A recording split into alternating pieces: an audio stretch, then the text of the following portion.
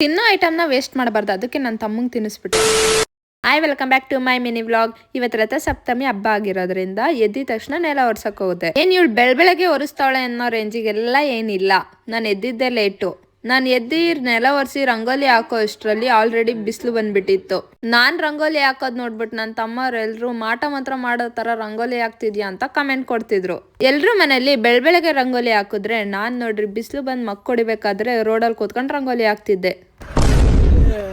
ನಾನು ರಂಗೋಲಿ ಯಾವ ಟೈಮ್ಗೆ ಹಾಕ್ತಿದ್ದೆ ಅಂತ ಅಂದರೆ ನಮ್ಮ ಮನೆಗೆ ಟೈಲ್ಸ್ ಹಾಕೋಕೆ ಬರೋರು ಆಲ್ರೆಡಿ ತಿಂಡಿ ತಿಂದು ಕೆಲ್ಸಕ್ಕೆ ಬಂದುಬಿಟ್ಟಿದ್ರು. ಅವಾಗ ನಾನು ರಂಗೋಲಿ ಹಾಕ್ತಿದ್ದೀನಿ. ಎಳೆ ಮಗು ಆಗಿದ್ದಿದ್ರೆ ಓಕೆ. ಏನಿದು? ಡೈಲಿ ಬೆಳಗ್ಗೆ ಎದ್ದು ಬೇಗ ಟಿಫನ್ ಮಾಡ್ತಿದ್ದವಳಿಗೆ ಇಷ್ಟ ತನಕ ತಿಂದಿಲ್ಲ ಅಂತ ಹೊಟ್ಟೆ ಸಿತ್ತಿತ್ತು. ಅದಕ್ಕೆ ಮುಖನೂ ತೊಳಿದಲೆ ಊಟ ತಿನ್ನಕ್ ಬಂದೆ. ಯಾವ್ದೋ ಮಂತಂದವ್ರು ಅಂದ್ರಲ್ಲ, ಯಾವ್ದದು? ವತನ್ದವ್ರ ಮಂತನ ಅಲ್ಲ, ಬಕಾಸೂರ್ ವಂಶದವ್ರು ನೀವು.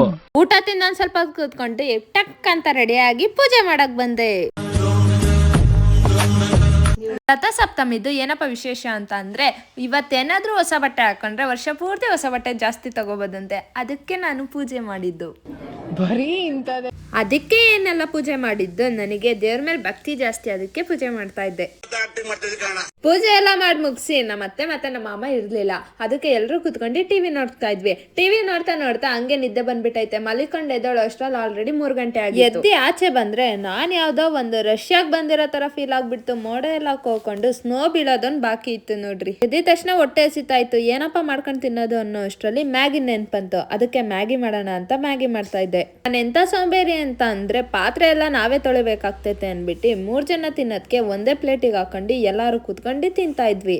ಒಂದೇ ಪ್ಲೇಟಲ್ಲಿ ಹಾಕೊಂಡು ತಿನ್ಬೇಕಾದ್ರೆ ಎಲ್ಲ ಜಾಸ್ತಿ ಚೆಲ್ಬಿಟ್ಟಿತ್ತು. ಅದಕ್ಕೆ ಅಲ್ಲಿ ಚೆಲ್ಲಿರೋದನ್ನ ಯಾಕಪ್ಪ ವೇಸ್ಟ್ ಮಾಡೋದು ಅಂತ ನನ್ನ ತಮ್ಮಂಗೆ ತಿನ್ನಿಸಕ್ ಹೋಗಿದ್ದೆ.